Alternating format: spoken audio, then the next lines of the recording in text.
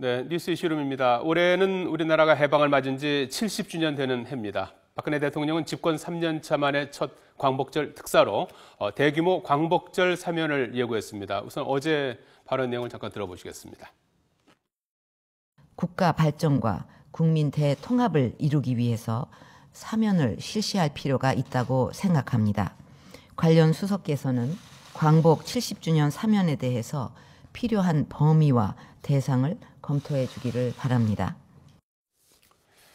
예, 사면권은 대통령의 고유 권한으로 특정 범죄인에 대한 형벌권의 전부 또는 일부를 소멸할 수 있는 권한을 말합니다. 자, 박 대통령은 지난해 1월 설 연휴 기간에 생계형 범죄에 관한 사면을 한 차례 행사한 이후에 그동안 단 한 번도 사면권을 행사하지 않았습니다. 박근혜 대통령의 광복절 사면 발언은 어제 사전 예고가 없었던 것으로 알려져서 광복절 특사 단행 배경에 대해서도 관심이 쏠리고 있습니다. 그동안 사면에 대해서 엄격한 태도로 일관했던 박 대통령, 지난 1월에 있었던 신년 기자회견에서도 기업인 특혜에 대해서는 분명히 선을 긋기도 했습니다. 기업인이라고 해서 어떤 특혜를 받는 것도 안 되겠지만 또 기업인이라고 해서 역차별을 받아서도 안 된다고 생각을 합니다. 그래서 이런 그 가석방 문제라든가 이것은 국민의 법 감정 또 형평성 이런 것을 종합적으로 감안을 해서 그 법무부가 판단을 하면 될 거라고 생각을 합니다. 예, 박 대통령은 국민들의 삶의 어려움을 언급하면서 국민 통합을 명분으로 내세웠는데요. 이번 특사가 경제 살리기라는 것에 방점이 찍혀 있다는 시각이 큰 만큼 사면 대상의 재벌 총수들의 포함 여부가 최대 관심사입니다. 자, 얼마 전이었죠. 지난 9일 전국경제연합회에서 기업인 사면에 대한 성명서를 발표한 직후라서 광복절 특사에 대한 재계의 기대감도 큽니다. 자, 몇 면을 볼까요? 재계에서는 최태원 SK그룹 회장, 최재원 SK그룹 수석 부회장, 또 집행유예 상태인 김승현 하나그룹 회장, 또 구자원 LIG 회장, 또 구본상 LIG 넥스원 부회장 등이 벌써부터 사면 대상자 이름으로 거론되고 있습니다. 단 형이 확정되지 않은 채 재판이 진행 중인 기업인은 사면 대상에서 제외됩니다.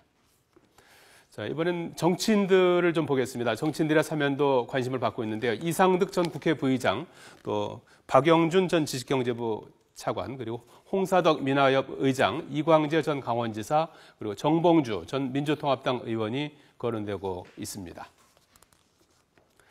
자, 아직 사면 대상에 대한 뚜렷한 언급은 없는 상태지만 그 결과에 따라서 논란의 소지도 있습니다. 역대 정부에서도 대통령 특사가 번번이 도마 위에 오르기도 했는데요.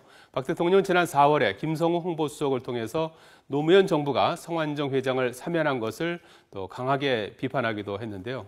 그 화면을 잠깐 보시겠습니다. 고 성완종 씨에 대한 두 차례 사면이 문제가 되고 있습니다.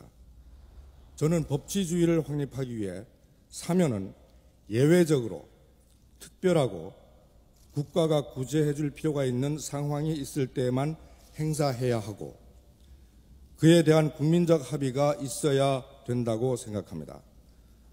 특히 경제인 특별 사면은 납득할 만한 국민적 합의가 있어야 가능한 일입니다.